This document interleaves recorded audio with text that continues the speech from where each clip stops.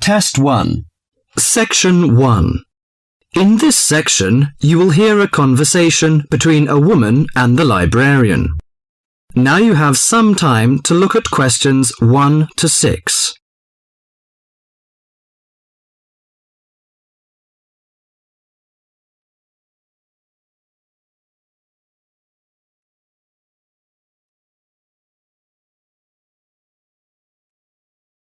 Now listen to the talk and answer the questions 1 to 6. Good morning. Good morning. Can I help you? Yes, I'd like to join the library. We're new to the district, you see. Certainly. Well, all we need is some sort of identification with your name and address on it. Oh dear. We just moved, you see, and everything has my old address. A driving license, perhaps? No, I don't drive. Your husband's would do. Yes, but his license will still have the old address on it. Perhaps you have a letter addressed to you at your new house. No, I'm afraid not. We've only been there a few days, you see, and no one's written to us yet. What about your bank book? That's just the same. Oh dear, and I did want to get some books out this weekend. We're going on holiday to relax after the move, you see, and I wanted to take something with me to read. Well, I'm sorry, but we can't possibly issue tickets without some form of identification. What about your passport? What? Oh yes, how silly of me. I've just got a new one, and it does have our new address. I've just been to book our air ticket, so I have it on me. Well, that's all right. Your ticket will be ready soon. Okay, how many books am I allowed to take out? You can take 4 books out at a time, and you can also get 2 tickets to take out 3 magazines or periodicals. Newspapers, I'm afraid, can't be taken out. Oh, that's fine. Do you have a record library? Some libraries do, I know. Yes, we do. You have to pay a deposit of $5 in case you damage them, but that entitles you to take out 2 records at a time. That's good. Could you show me where your history and biography sections are, please? Yes, just over there to your right. If there's any particular book you want, you can look it up in the catalogue, which you'll find just around the corner. You can also find a touchscreen information service on level 2. Thank you. Oh, and how long am I allowed to keep the books for? Well, the normal loan period is 3 weeks, with 2 weeks extension. Oh dear. We're going away for 4 weeks. Can I renew them now? I'm afraid not. You must do that at the end of 3 weeks. I see. Thank you very much.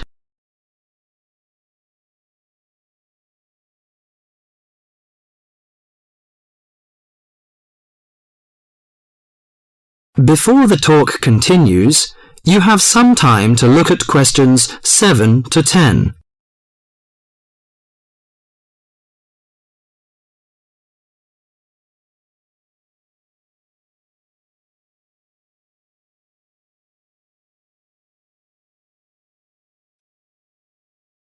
Now listen to the talk and answer the questions 7 to 10.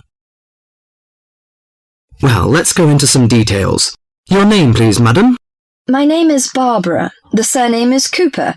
It's spelt as Cooper. Fine. And what's your contact number? If we have new books coming, we can contact you in time. Good. You can call me on 723-6518, but it's better after 5 p.m. You know I have to work during the daytime. Do you need the office number? I don't think so. It's enough. Could you tell me the address? I lived in King Road, but of course you need my new address. It's 25 St. Mary Road, Hanwell. That's Hanwell. Is that right? Yes. Do you need the passport number? I just brought it with me. Here you are. Yes, thank you.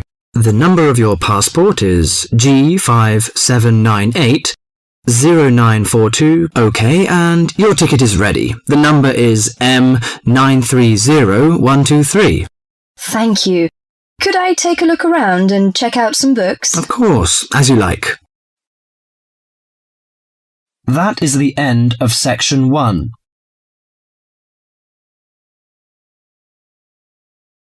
You now have half a minute to check your answers.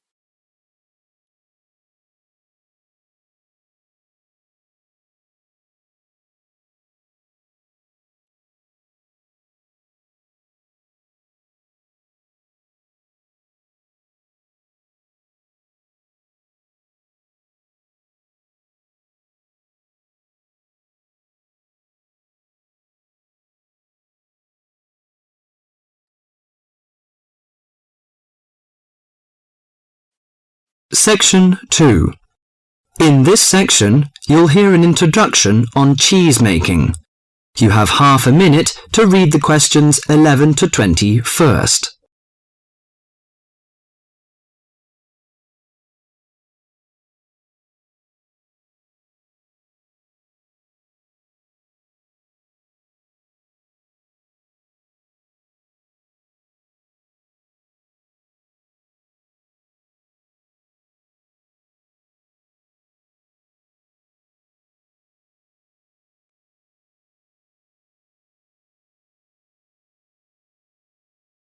Now listen to the monologue carefully and answer questions 11 to 20.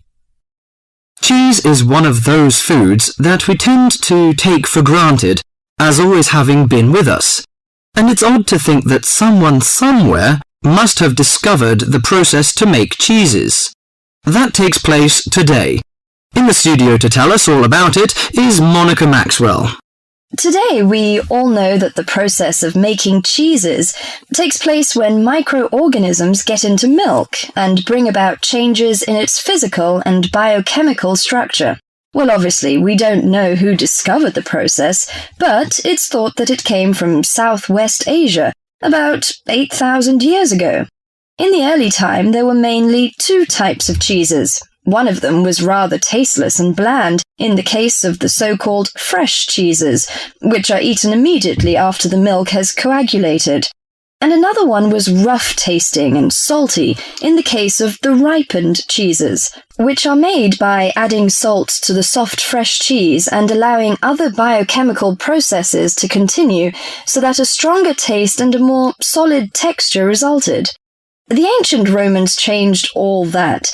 They were great pioneers in the art of cheese-making, and the different varieties of cheese they invented and the techniques for producing them spread with them to the countries they invaded. This spread of new techniques took place between about 60 BC and 300 AD. You can still trace their influence in the English word cheese, which comes ultimately from the Latin word Caseus, that's C-A-S-E-U-S. At this stage in history, people weren't aware in a scientific way of the role of different microorganisms and enzymes in producing different types of cheese, but they knew from experience that cheese's tastes were relevant to something. If you kept your milk or your pre-cheese mixture at a certain temperature or in a certain environment, things would turn out in a certain way. In the 19th century, with the increasing knowledge about microorganism, there came the next great step forward in cheese making. Once it was known exactly which microorganism was involved in the different stages of producing a cheese, and how the presence of different microorganisms affected the taste, it was possible to introduce them deliberately and to industrialize the process. Nowadays, cheese is made on a large scale in factories, although the small producer working from his dairy farm continued to exist and still exists today. Cheesemaking moved very much into the world of technology and industrial processes, although because the aim is still to produce something that people like to eat, there's still an important role for human judgment. People still go round tasting the young cheese at different stages to see how it's getting on, and may add a bit of this or that to improve the final taste. Whatever the scale of production, there is still room for the development of art alongside the technology. That is the end of section 2.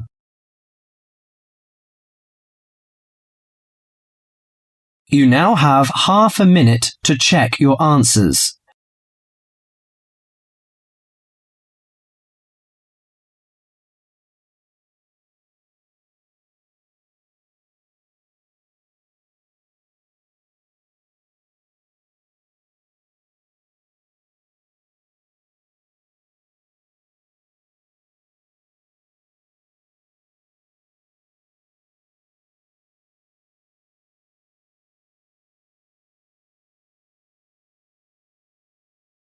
Section 3. In this section, you will hear a conversation between John Watson and several environmental science students. Now you have half a minute to read the questions 21 to 30.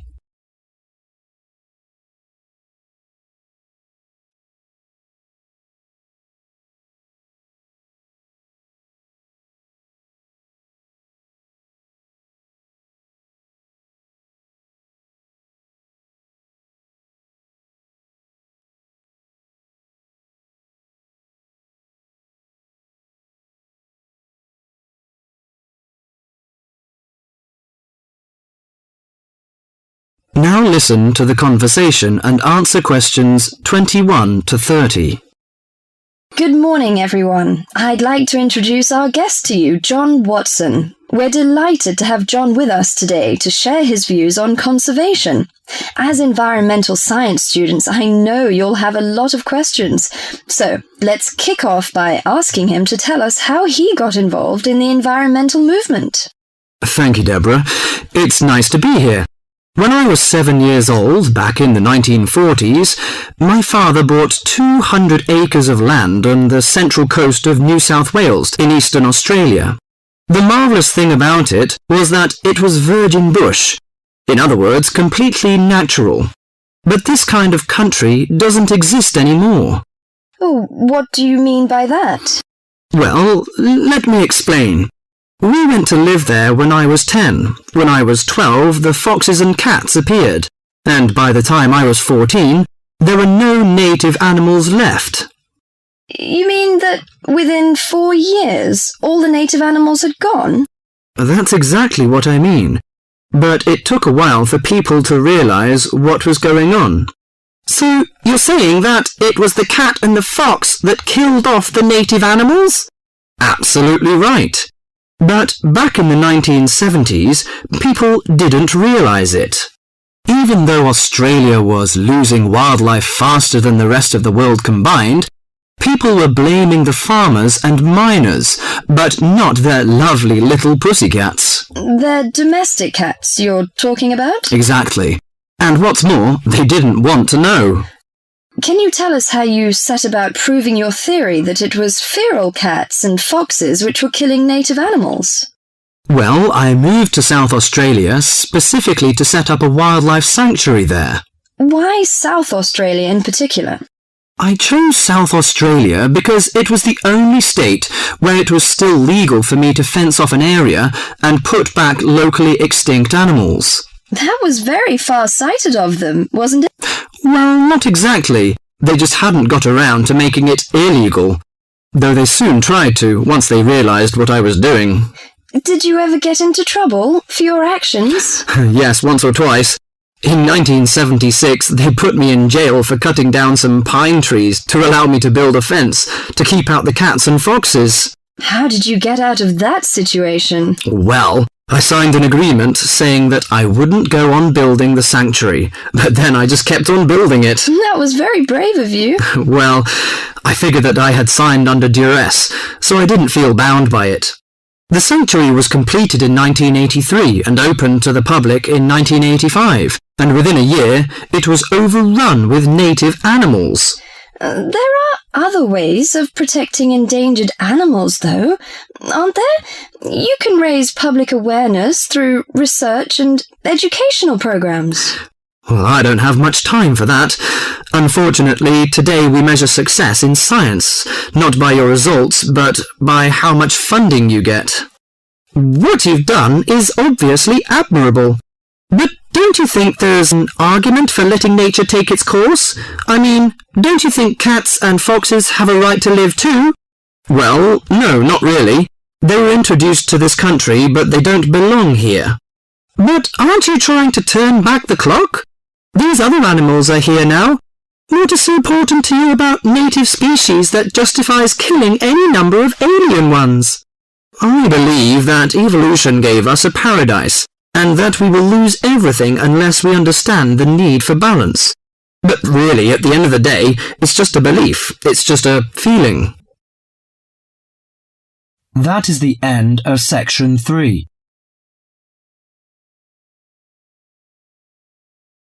You now have half a minute to check your answers.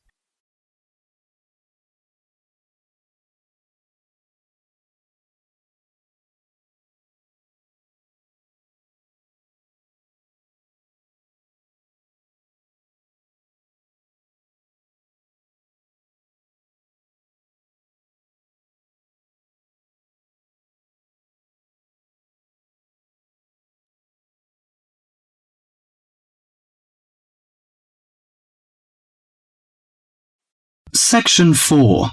In this section, you will hear a lecture on the research on teen brain. Now you have half a minute to read the questions 31 to 40.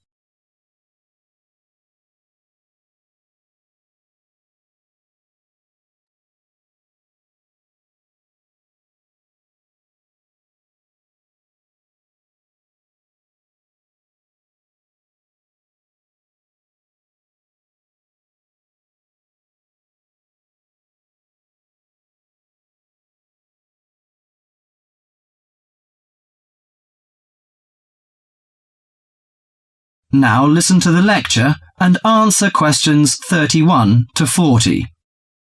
Today our guest is Joseph Parks, Medical Director for the Botany Department of Mental Health. He's going to give a lecture about the research on teenage brain. Good morning, everyone. Today I'm going to introduce the new research about adolescent mind, the teenage brain. How much do you know about that? Do you believe in brain scanning? Do you think we can judge whether a teen is normal or mentally ill? Or it's just another immature test? The new research shows a teen brain is in the middle of disordered changes.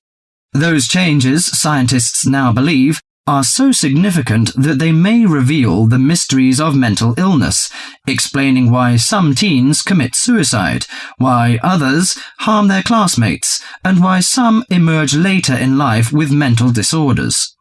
The research looks forward to a day when teens could be tested for suicidal depression as easily as they are for heart disease. But there are signs that society and parents in particular would reject such a tool. Many parents question the validity of a mental health diagnosis. They fear that their children will be falsely tagged with a mark that he or she is abnormal. At the center of the debate is the teen brain, its confusing architecture, and the difficult question of what's typical in a teen and what's not. Under the old thinking, the adolescent brain was fully formed, needing only to be filled with facts, figures, and experiences to become an adult mind. At the same time, many people rejected the idea that young people were even capable of developing mental illnesses. However, the new research shows a teenage brain is an organ in transition. It has an unstable and vulnerable composition. The evolving teenage brain clearly isn't adult-like until the early 20s. If teens act young and stupid, it may be because brain areas that govern rational thought are not mature yet. All that is fine when the brain develops normally. But if the teen brain fails to successfully reinvent itself as an adult brain, mental illness may happen. Researchers increasingly believe if that process stops for some reason, teens are likely to develop mental illness. Early warning signs might be disregarded, as adults may think them the typical teen behaviors.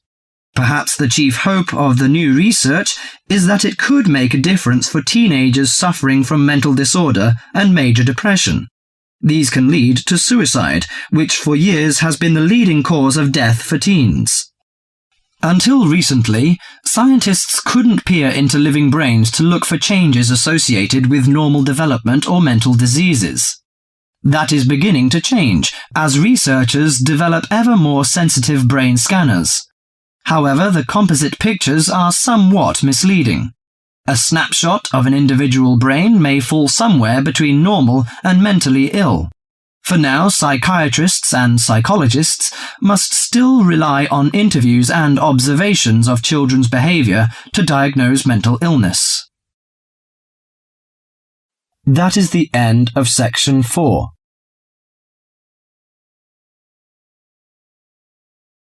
You now have half a minute to check your answers.